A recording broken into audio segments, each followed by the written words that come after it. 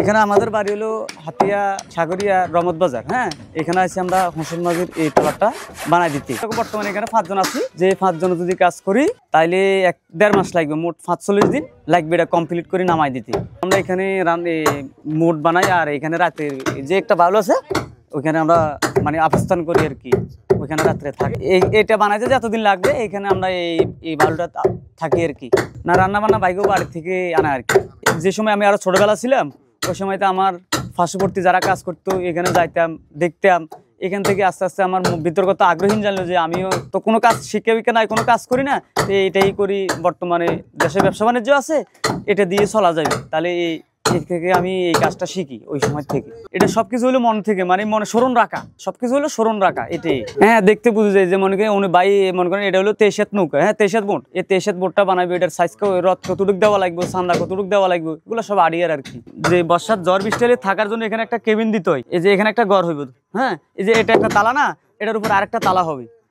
আর যে টয়লেট যদি দেয় তাহলে পিছনে 2টা গোরবাড়ি লাগবে। ওই গোরবাড়ির মাধ্যমে আবার বিভিন্ন রকমের ঠুনি গাঁথা হবে, ওইখানে একটা গিরা হবে, সেইখানেও একটা ঘর হবে। ওইখানে টয়লেট করার জায়গা, রান্নাঘর। এই যে পিছনে যে ডেকটা, ওটার ডেক বলে আর কি, এটা হলো কেবিনের জায়গা। ওই পিছনে ওটা দিয়ে একটা গ্যাসের চুলা দিয়ে ওইখানে রান্নাবাই হবে, সেখানেও একটা আলাদা ছোট্ট ঘর হবে। ঘরগুলোই যে এখানে 2টা বাড়ি হবে, তারপরে বাড়ির মধ্যে কয়েকটা খুঁটি হবে, ওই খুঁটির উপরে আবার কয়েকটা বাড়ি হবে, এরকম আবার একটা বাড়ি হবে, ওই বাড়ির উপর আবার তক্তা মারা হবে। এভাবে করতে করতে ওইখানে একটা ছাদ হয়ে যাবে, ছাদের নিচে অটোমেটিক একটা ঘর হয়ে যাবে। এটাকে বলা হয় হ্রদ। তো এটা সামনে মনে করেন এই যে ওইখান থেকে যখন সাগরে এটা যাইতেছে, ওইখান থেকে ডেবা আসতেছে যাইতেছে। এই হ্রদটা যদি না দেওয়া হয় সামনের থেকে কাঠগুলো, যে বোট বানাইতে যে কাঠগুলো দেওয়া লাগে, ওই কাঠগুলো ওইখানে আটকাইলে ওটা মজবুত হবে না। তলা এই যে দেখতেছেন 2 ভাইয়ের নিচে কাকিন দিতেছে, ওটাকে গানি কাজ বলা হয়। ওই 2 ভাই গানি দিতেছে। এটা প্রথমত যে একটা ডেটল সুতা বলা হয়। হ্যাঁ, ডেটল সুতা দেয়, একটা সেনা দিয়ে হাতুড়া দিয়ে ডেটল সুতা দেয়। তারপরে আবার একটা সাদা সুতা, এই যে একটা সাদা সুতা, এই সুতাটা দেওয়া হয়। এর পরে ফুটিং দেওয়া হয়, কালা একটা রং আছে আলকাতরা বলা হয়, ওইটা দিয়ে। আর দুক আছে, দুক দিয়ে দোনোটাকে মিক্স করি সেদাটা ডিবানো হয় আর কি। না এখানে যারা এই যে বড় বড় যারা বোট বানাইতো, এটা ওই বিদেশি কাঠ আনতো, আর ওইটাকে আজবি আর ভাসালু এক সময় আনতো, যে জারুল গাছ, গর্জন গাছ, তারপরে গদা গাছ। এখন সেটা পাওয়া যায় না। এখন যদি বাইরে থেকে কেউ আনে তাহলে আজবি আর ভাসালু ওই 2টাই আনা হয়, একটা আনা আড্ডির জন্য, একটা আনা সাম্বার জন্য। আর এই যে বাইরে যেটা দেশি বানাইতেছে, এখানে আছে মনে করেন যেমন একটাকে মেগনি গাছ বলা হয়, যেটা ওই সামনে যেটা বড় রথ দিছি এটা হলো শিশু কাঠ।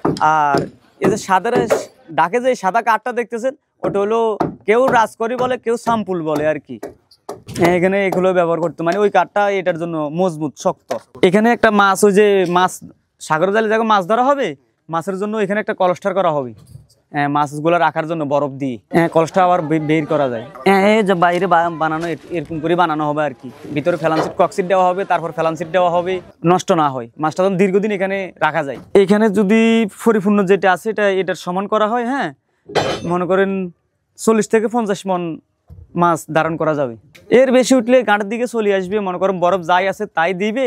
আর নইলে উপরে রাখি, যেভাবে রাখার ব্যবস্থা হয় এইভাবে উপরে রাখবে, আর নইলে কিছু মাছ নষ্ট হয়ে যাবে যদি বেশি পাই আর কি। এটা বড় বানানো হয়, অনেক সময় বড় বানানো হয়, ওটা 3-4 মাস লাগাতো কাজ করা লাগে আর কি। স্যালারি দরকার না, এই 1000 দৈনিক 1000 টাকা এক সিজনে। এটা হলো আমাদের তো রোজ হিসাব, সিজনে তো হিসাব করি না। সিজনে মনে করেন 100 টাকা করি, যদি আমরা 1000 টাকা করে কাজ করি তাহলে মাস হলো 30,000 টাকা। 1000 টাকা পাওয়া যায় না, 900-800 এরকম পাওয়া যায়, তাহলে মাসে 24,000-25,000 টাকা স্যালারি পাওয়া যায়। এটা হলো সিজন। এখন হলো হুদিন মাস হলো সিজন, অসিজনে আবার সাগর করি। হ্যাঁ, সবাই মাছ ধরে, মোটামুটি দোনো সিজন মাছ ধরে। এরা হুদিন হলে চিংড়ি মাছ ধরে, বর্ষালে ইলিশ মাছ ধরে, মানে বেশি অংশ মানুষের ফেসাই এটা। এটা হলো আমাদের বোর্ডের কলস্টার। হ্যাঁ, যে জেলে বাইরে যে মাছগুলো ধরে, এই কলস্টারটা বোর্ডের ভিতরে বসানো হয়। ওইখানে নিয়ে এই কলসটার ভিতরে মাছ, পরবর্তী মাছ সাগরে জালে মাছ ধরি, মাছ রাখা হয় আর কি। ইলিশ মাছ রাখা হয়, চিংড়ি মাছ রাখা হয়। এই যে আমরা একটা ভাউল দিছি, হ্যাঁ, পরিশ্রম শেষে রাত্রে যে যখন আমাদের বেলা শেষ হয়ে যায় তখন আমরা এখানে অবস্থান করি, এখানে থাকি আর কি। এই মনে করেন 7টা থেকে এখন কটা বাজে, মনে করেন 5:30, 6টা এরকম করি আর কি। হ্যাঁ, আলো থাকতে থাকতে সকালবেলা 7টা বাজে ধরি, এই সূর্য অস্ত্র যাওয়া তলা কাজ করি আমরা মাঠে।